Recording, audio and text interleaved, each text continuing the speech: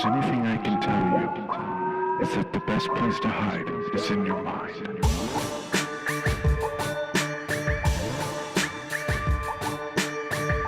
I'm very excited today to be talking with Adam P. Knave, who is a writer, a co-writer, and an editor. So you do lots of things. I do. I kind of do everything. Makes you very versatile, right? Yeah, I mean, I've dabbled in publishing, and by dabbled I mean lost a lot of money. But so I just stick to the writing and editing these days. I was looking at your website. It says you're originally from New York City. What brought you out to the West Coast? Friends, money. It was just time to move. One of the things I always believed in New York was the city changes every 5 to 7 years. And once you realize you're not falling back in love with it, it's time to go. What is the process like of falling back in love with a city? I mean, every city has a feel, right? Like Portland, you know what Portland feels like. Imagine most of that neighborhood by neighborhood changed every 5 or 7 years.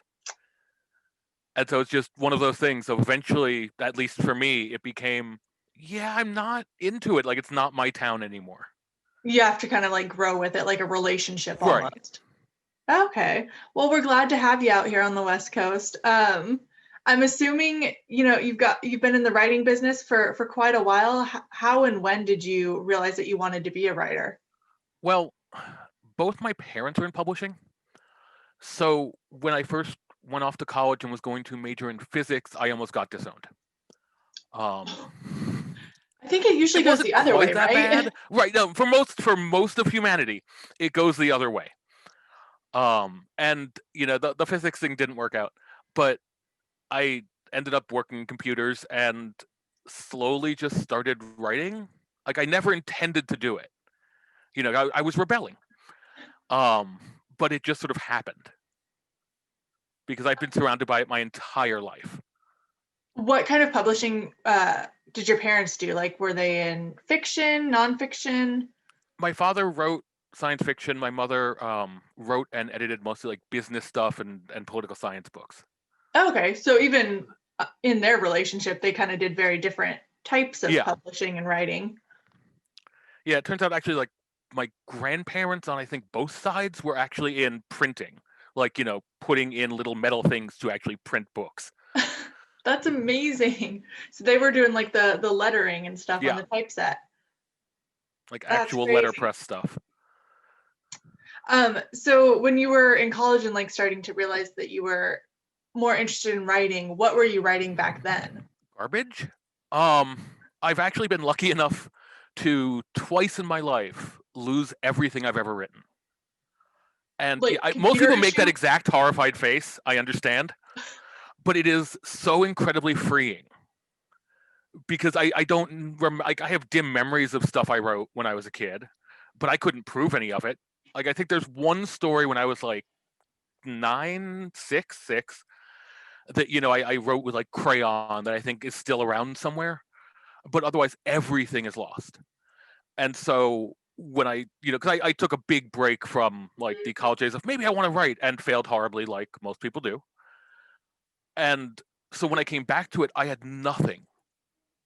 So it really forced me just to start fresh and not worry about, well, I used to do this. Maybe I could just refine this thing or no, I got a complete fresh start. That's really interesting, especially for someone like me, because I basically hoard everything I've ever written in my entire life. And I'll stumble upon it when I'm trying to like do a great clean out of my room or something and be like, oh, this is terrible, but I'm going to keep it anyway. And then I just put it in a binder and I'm probably not going to look at it for the next 20 years. Sure. I mean, I've been selling fiction for about 15 years now, and I have every scrap of everything since then. And I still use it in bones of things here and there. But it's just much earlier than that. Really, I was writing garbage. I mean, that's your job when you're younger, is to write really terrible things to get it out of your system. Did you ever get discouraged? Because like I haven't published any long form fiction or anything in book form. Did you ever get discouraged with the early writings and think, maybe I should just stop pursuing this and go back to physics? Oh, yeah. I mean, I mentioned there was a break there. There's like an 8-year break where I wrote nothing because my father sold his first story when he was 13. No Imagine pressure. living up to that. Right. So when I turned 18 and hadn't sold anything, I was like, well, I guess this isn't for me, and just stopped cold. For about Very 8 years. unrealistic expectations. You're like, oh, my dad did it by 13. I've got to do it by 12, or I'm just not going to Right. cut it. Oh, I had my first rejection letter at 12. Oh, well, Because at let me least tell you you were that I trying. tried that. Again, I highly recommend that though, because I am immune to rejection letters. That's what I always hear. But as a 12-year-old, like, who were you submitting writing to that they were rejecting you? It was an anthology that my father was going to be in, and we were at a con, and I met the editor, and he was like, and I, of course, was a 12-year-old kid, and so I was, I could do this. I'll write a story. And he said, sure. And then promptly rejected it for being terrible. Um, and he was right, I'm quite sure. But it was exactly what needed to happen, because, you get that crushing kind of like, oh my God, I'm a failure. But then look, the sun comes up the next day. Yeah, the And world so didn't end. I've had literal decades of, I know what that feeling is, and it doesn't stop me. Who were some of your early influences when you were writing, even as early as when you were 12 or 13? Oof. Keep in mind, most of these are, it's one of those things of, and I always go into this kind of with some trepidation, because some of them are things that you look back at and you go, oh, there's a problematic human being I really don't ever want to revisit. So H.P. speaking of Lovecraft. Heinlein, well, I was going for Heinlein, but sure. I mean, most of my prose is actually built on Mickey Spillane stuff, believe it or not. And if Really? you want a trash human being, there you go. Like, I used to make the excuse myself, because you have to when you're a certain age of, well, it was the 50s. That was just the way it was. He wrote a novel in the 90s. It had not gotten better. Oh. And that's when you just go, okay, like I can take the lessons I need from this, but yikes. So is it fair to say then that you're in the camp of, love the art, not the artist? When you can, I don't think you can actually separate them. It's more love what it does for you rather than the art. Hmm. I can still read Spillane, but only on a technical level. I get that. But yeah, outside of that, it was a lot of Twain and, weirdly enough, Storm Constantine. What does Storm Constantine do? She's a British author. If you know Vampire the Masquerade, the role-playing game, Okay. she had to sue them. They based a lot of that on some of her fiction. Oh, man. Yeah. She wrote this series of what was originally 3 and has expanded over the decades, Lord knows, but originally 3 kind of dystopian, very queer fantasy novels that were just, she's British, and there were just nothing I'd ever seen before. So you were reading that in like your teens then? Yeah, when it first came, which she's horrified by, because I actually have since met her and we've become friends, and she's kind of always horrified by the like, oh, I started reading you when I was like, a teen.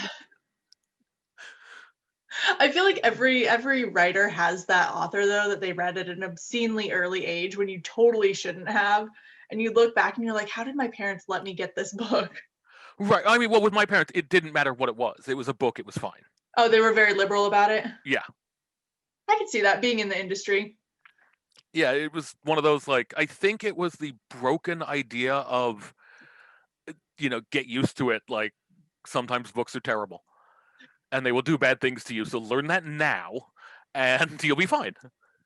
Did your parents make you read anything? Because I know, like, growing up, my mom always tried to make me read more nonfiction or more like quote unquote serious books. Did your parents do that to you, or did they just let you read whatever? Never. I mean, my father was a big history buff, and a big religion buff.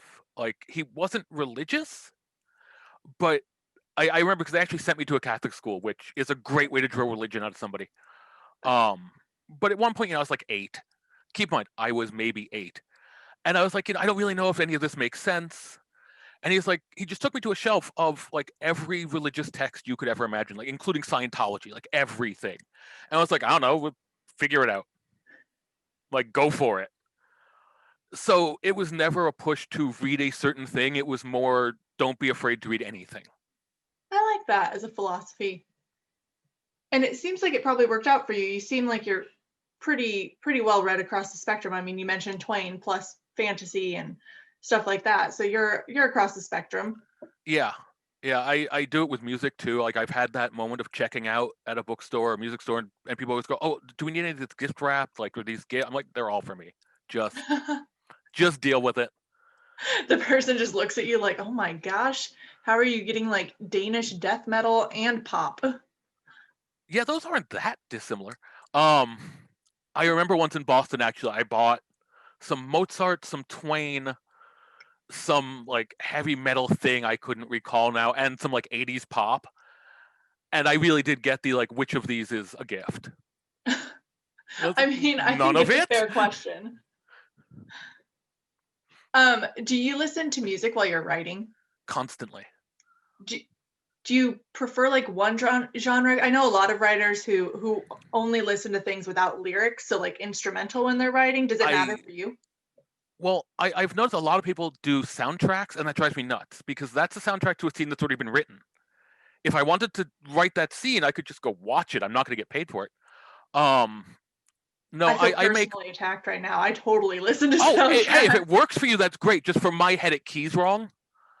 For me, I make playlists, and when I say playlists, I mean I'm a music nerd. Keep that in mind. Like everything I plot via sound. Like music has certain shapes in it, and I'll use those for plotting. So I still believe in physical media, and I mean, I digitize it all, but I still buy CDs. And when I say make a playlist for like a novel, I'm talking it's 8 or 12 hours long. Wow. So it's just whatever the sound of that book is at whatever point ends up in there, and I will listen to nothing else every time I go to plot or write or edit that book. Until it's kind of weird brain training because it gets to the point where I can turn on that playlist and I'm in that story.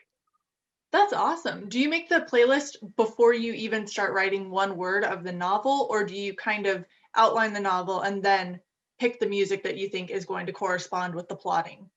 Actual writing is kind of the last step of any book. So, no, when I'm plotting, when I'm trying to figure out the sound again, because I do kind of plot by sound, which I know sounds weird. But because I do that, I will actually spend days before I'm even actually plotting, finding the sound of the thing. That's really cool. So by the time you get to the actual writing, then are you pretty fast? It depends on the week. I have this actually was really funny in another interview years ago. I have a day job on purpose because it lets me say no. This isn't what I do to pay my mortgage. So I could say no to anything I want. I get to just work on projects I want to work on. That's awesome. That's probably But very liberating. oh, it is. But it also means that I never get to stop working because I have a full-time job. What's your day And then job? I'm working on like I work in computers. Back on the East Perfect. Coast, oddly enough, still. Oh, nice. But it means that I have like a full-time job, and then like right now I have a novel due, and I'm working on a graphic novel and like 4 other pitches, and I have 2 editing clients. So I will work like 12 to 18-hour days a lot. Jeez. But it's all by choice because again, I get to say no, right? Like the freedom has a price, and I'm willing to pay it. Would you like to go full-time writing, or do you just prefer the economic freedom to pick your own projects? I prefer the economic freedom, at least. I mean, I have for the last like 15 years. It is so nice to know that like I can work on a novel that like no one really wants, and it might sell terribly, but my publisher believes in it and I believe in it, and it doesn't matter. Yeah, that's like very a very pure form of art, I think. I guess I always maintain like if I ever make art, it's by accident. So what do you make now? I mean, you've Well, probably my graduated job is to from garbage, entertain. right? Like that's it. My job is just to entertain. If it happens to be art in someone's eyes, that's great for them, but I'm just here to entertain people. We'll cut the video part there. If people want to hear the rest of the interview, they can listen to our podcast. But thank you to the puppet for joining us. Of course.